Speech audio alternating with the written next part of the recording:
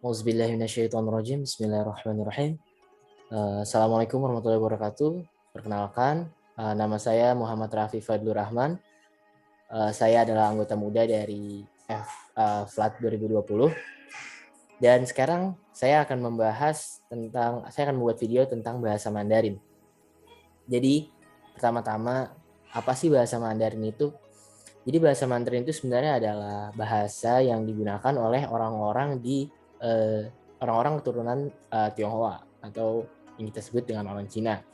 Dan bahasa Mandarin ini tersebar luas tidak hanya di daratan Cina aja atau negara Cina, Tiongkok, tapi juga tersebar di Taiwan, Hong Kong, Singapura, dan negara-negara lainnya yang masih menggunakan bahasa atau keturunan-keturunan Cina yang masih menggunakan bahasa Mandarin. Nama Mandarin sendiri itu sebenarnya dari Mandarin, artinya itu orang Manchu yang punya kekuasaan. Jadi pada waktu itu karena dinasti Cina itu dipimpin oleh suku Manchu, jadi pemimpin disebut Mandarin. Manda, yang artinya itu pemimpin, dan Ren itu artinya orang. Jadi Mandarin itu artinya bukan bahasa Cina, karena kalau bahasa Cina itu bahasa arti secara harfiahnya itu Putonghua.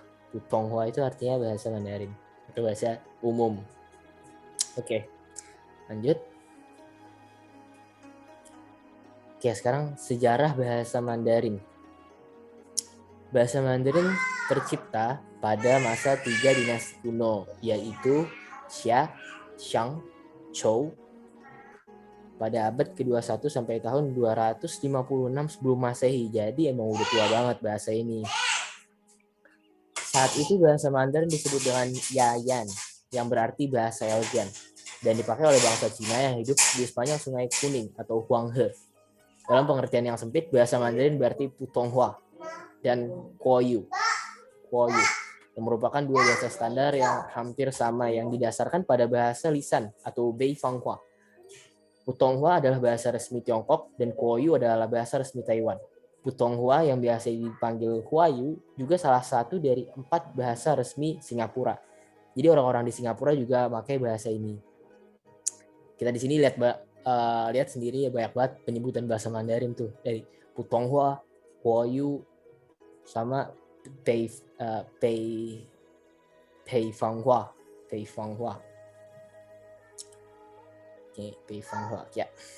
Selanjutnya. Nah, Mandarin juga seperti bahasa-bahasa lain ya, punya keunikan tersendiri nih guys. Jadi bahasa Mandarin itu, keunikan yang pertama adalah Mandarin itu salah satu bahasa tertua dunia yang masih ada dan masih digunakan oleh banyak orang. Cek 1 2. Oke, masih masuk ya suaranya. Sorry guys. Oke.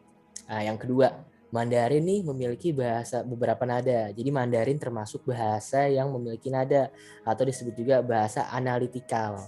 Banyak tuh bahasa yang di Mandarin seperti Thailand dan masih banyak lagi ya tentunya. Oke. Yang ketiga, Mandarin adalah bahasa piktograf. Apa sih piktograf itu?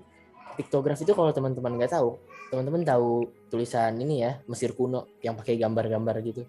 Nah, jadi 30% dari tulisan Mandarin itu menggunakan piktograf. Jadi misalkan orang bentuknya seperti orang, misalkan pohon bentuknya seperti pohon, gunung bentuknya seperti gunung. Jadi dituliskan bukan berdasarkan alfabet, bukan berdasarkan tulisan gitu, tapi berdasarkan gambar. Gitu guys.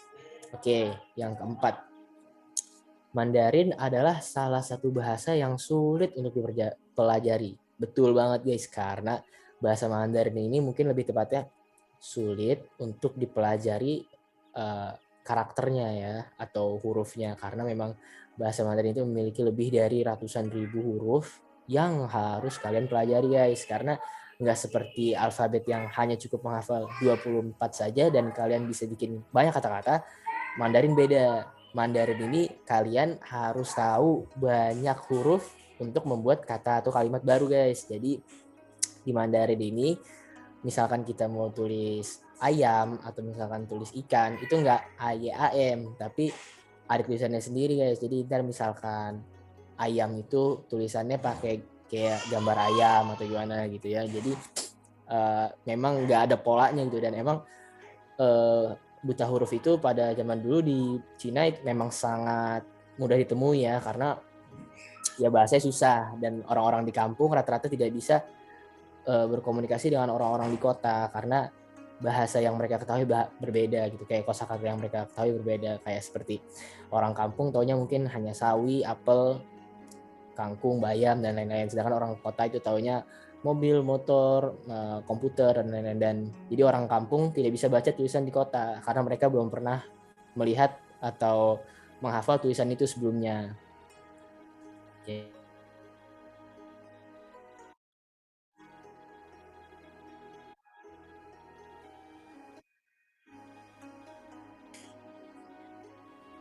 Oke guys, selanjutnya. Nah, nada dalam bahasa Mandarin. Let's go. Ayo kita belajar bahasa apa? Nada dalam bahasa Mandarin. Karena bahasa Mandarin ini balik lagi yang tadi termasuk bahasa analytical, artinya bahasa yang menggunakan nada. Jadi salah nada bisa salah arti, guys. Tuh. Nah, nada di Mandarin ini ada 4. Sebenarnya kalau teman-teman hitung sama yang gak bernada jadinya 5 ya. Jadi yang pertama itu ada yang nggak pakai nada, nggak ada nada, nggak ada simbolnya sama sekali. Contohnya ma, itu nggak pakai nada ya. Sekarang pakai nada pertama, the first tone, oke? Okay? Misalkan katanya ma, jadinya ma, ma, datar ya, mudah sekali kan? Terus yang kedua, nada kedua itu ada naik ke atas, dia rising, nadanya. Misalkan ma, ma, ma, ma, gitu ya. Terus yang ketiga ada nadanya itu low and rise, jadi turun lalu naik. Jadi contohnya ma, ma, ma. Jadi gitu ya, agak lucu ya. Tapi emang gini cara belajar bahasanya. Jadi harus sering-sering latihan dan sering-sering diucapin. Ma, atau kalau dalam bahasa Mandarin ada wo, wo, wo, wo. Itu artinya saya, wo. Jadi kalau teman-teman susah nih untuk apa namanya bedainnya, palanya ikut naik turun juga nggak apa-apa, itu ngebantu kok. Saya udah pernah nyobain. Jadi kayak misalkan nada naik, jadi ma, ma, ikut naik aja nggak apa-apa. Kalau misalkan turun, naik turun, ma, ma, gitu ya, ma. Kalau datar, ma, gitu. Terus selanjutnya ada yang low, ada yang turun, itu decreasing ya. Contohnya misalkan gini, ma, ma, ma, itu kan turun, ma, ma, jadi turun bacanya. Jadi nggak, kalau tadi kan ma, ma, ini ma, ma, ma, ma, agak lebih lemes ya, lebih turun lagi. Oke, selanjutnya. Nah, jadi berhubung di Mandarin ini apa namanya menggunakan karakter yang berbeda, bukan alfabet. Jadi orang-orang di Cina ini yang menggunakan bahasa Cina menciptakan pinyin. Apa itu pinyin? Pinyin itu sebenarnya adalah semacam alfabet yang digunakan untuk menerjemahkan tulisan Hanse atau karakter Cina itu disebutnya Hanse ya, Hanse. Penjelasannya yang di kanan, often abbreviated to pinyin, is the official romanization system for standard Mandarin Chinese in mainland China and to some extent in Taiwan and Singapore. Jadi sistem penulisan Romawi resmi yang digunakan oleh Chinese Mandarin di mainland, di dataran Cina, di negara Cina, dan beberapa di Taiwan dan Singapura, gitu guys. Cara membaca pinginnya ada rada beda dikit dengan alfabet. Jadi kalau B dibaca P, P dibaca P, D dibaca T, T dibaca S, S, G dibaca K, dan K dibaca K, K. Jadi kalau misalkan KTP, K, T, P, K, T, P. Gitu ya guys.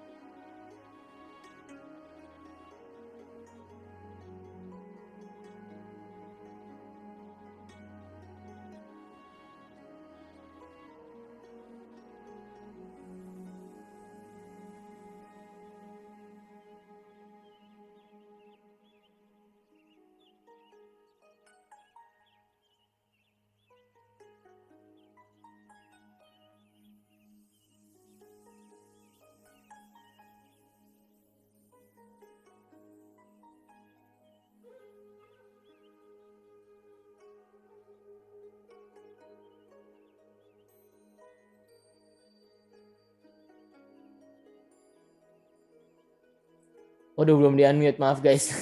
Oke. Kita ulang. Jadi yang pertama itu ada i, itu artinya satu. Yang kedua ada nada turun ya, itu dua. Ada san, itu nada tiga. Yang keempat ada se, itu empat. Yang kelima ada wu,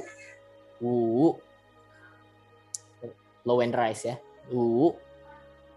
Yang keenam ada liu, turun 6. Yang ketujuh ada chi. Nah, ini Q dibacanya C ya, chi.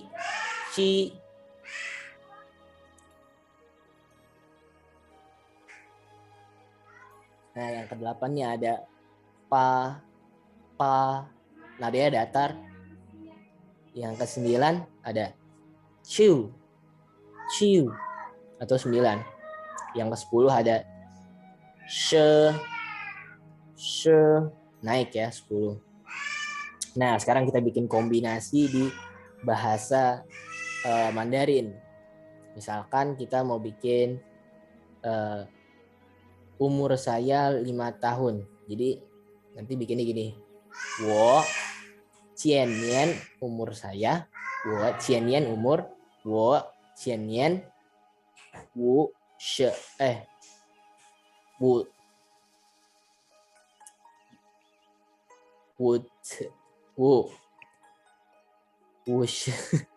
kalau nggak salah ya guys. Nanti kita lihat sebentar. Saya lihat dulu. Sorry. Oh iya benar guys, nggak pakai ujungnya, berarti wo Qianyan Wu. Iya gitu udah. Oke, sorry guys, agak terbata-bata. Grogi soalnya. Oke, lanjut. Nah, ada struktur kalimat di Mandarin nih. Struktur kalimat di Mandarin tuh ada apa aja sih? Struktur kalimatnya itu beda dikit nih. Kalau di kita kan SPOK. Nah, kalau di Mandarin ini SKPO. Jadi subjek, keterangan, predikat, objek. Jadi misalkan kalau di bahasa Indonesia kan saya sedang mengajar anak di kelas gitu ya. Nah, kalau di Mandarin ini jadinya saya di kelas sedang mengajar anak. Jadi dibalik tuh keterangan tempat, dibalik di depan. Jadi saya di kelas sedang mengajar anak. Nah, kalau misalkan bikin kalimat lagi deh, satu lagi.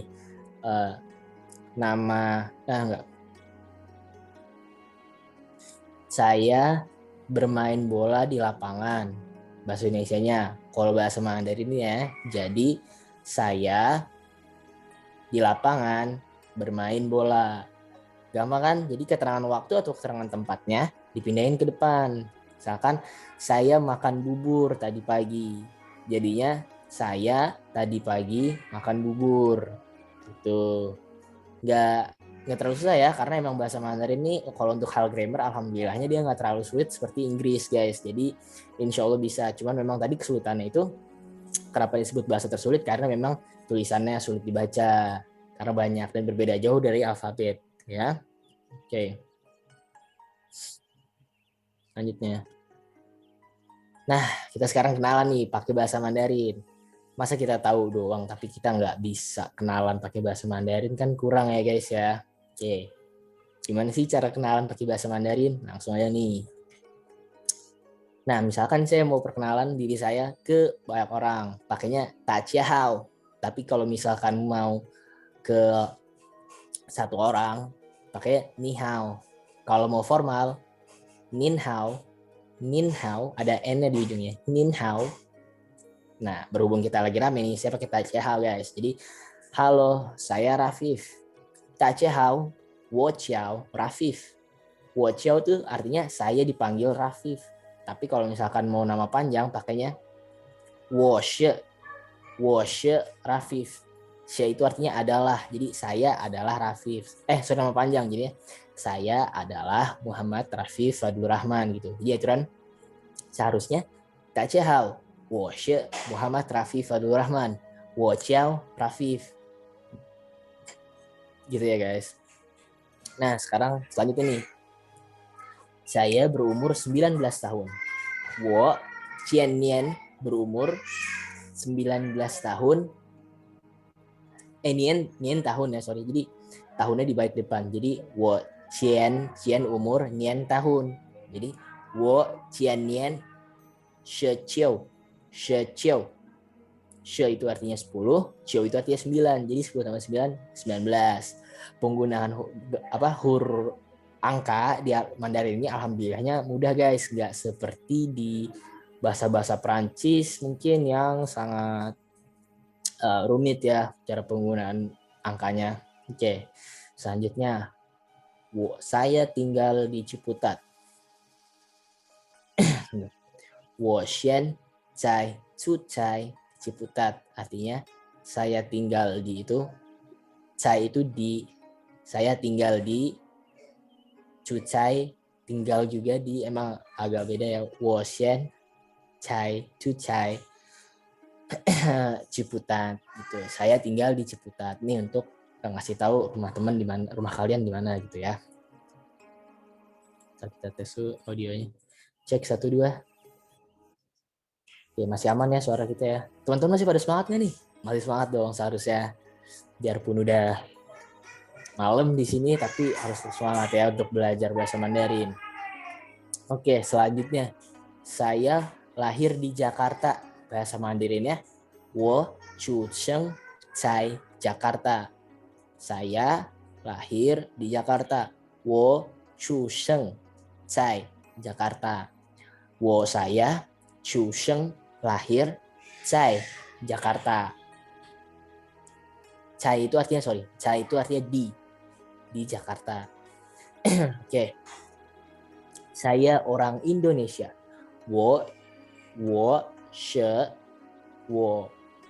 是印尼人. Baca R di sini. BTW guys, baca R itu nggak R ya di Mandarin, tapi Jadi pakai kayak rada cadel. Bukan R, tapi gitu ya. Jadi run. Jadi 我是印尼人. Yinni itu artinya Indonesia, jadi kayak IND singkatan, bukan singkatan sih, emang bahasa formal Yinni Indonesia. Oke, selanjutnya saya suka belajar bahasa Mandarin. 我喜欢学习普通话. 我喜欢学习普通话. Lagi ya, 我喜欢学习普通话. Jadi saya suka 学习 belajar bahasa Mandarin. Gimana? Gampang kan? Lanjutnya. Nah, ini sekarang ada cerita pakai bahasa Mandarin nih. Seru banget nih guys. Jadi kita coba yuk baca cerita dalam bahasa Mandarin. Berhubung saya di Hanse atau di tulisan karakter Mandarin juga belum terlalu bisa, jadi kita baca pinginnya aja deh sama terjemahannya. Kita baca dulu ya. 我爸爸是医生，妈妈是老师，爸爸在医院工作，妈妈在学校工作，爸爸开车去医院工作，妈妈坐出租车去学校工作，爸爸妈妈都是上午8点去工作，我很爱他们，他们都很爱我，说我是个好女儿。Nah, kita baca terjemahannya nih sekarang. Terjemahannya itu artinya, ayah saya adalah seorang dokter dan ibu saya adalah seorang guru. Ayah saya bekerja di rumah sakit dan ibu saya bekerja di sekolahan. Ayah berkendara untuk bekerja di rumah sakit. Ibu mengambil taksi untuk berangkat ke sekolah.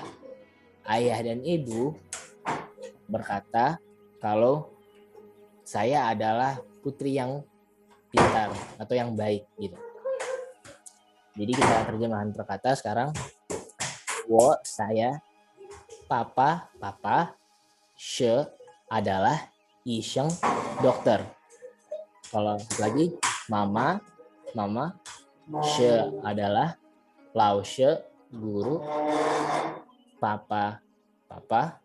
Cai, di Yiwen, rumah sakit. Kung Cho, bekerja.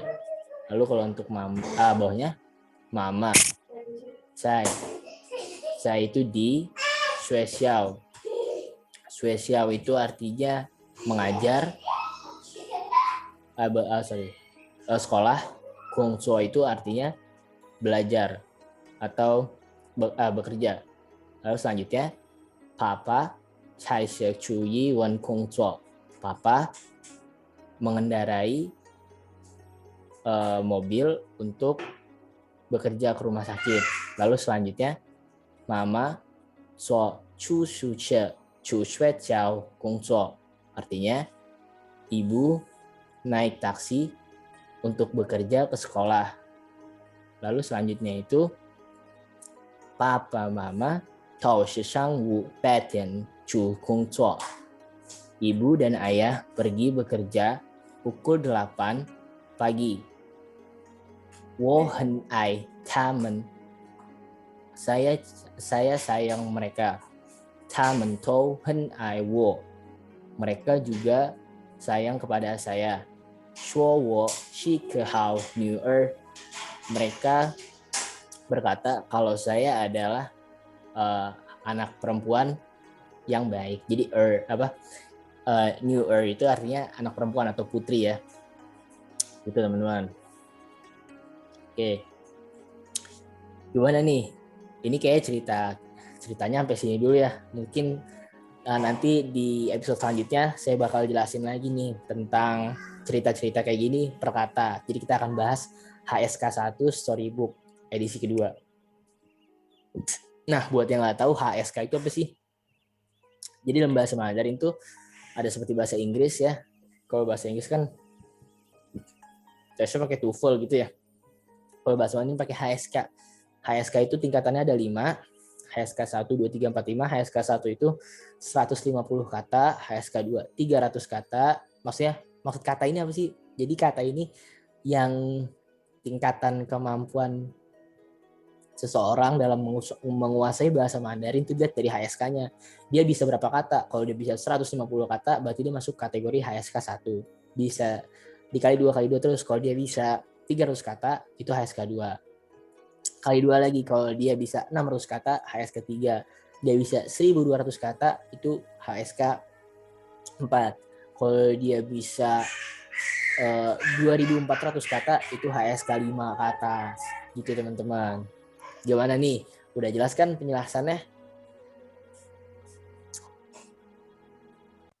Oke, kayaknya segini dulu untuk pertemuan kita hari ini. Kurang lebihnya mohon maaf. Assalamualaikum warahmatullahi wabarakatuh. Sampai ketemu lagi di video-video selanjutnya. Dadah.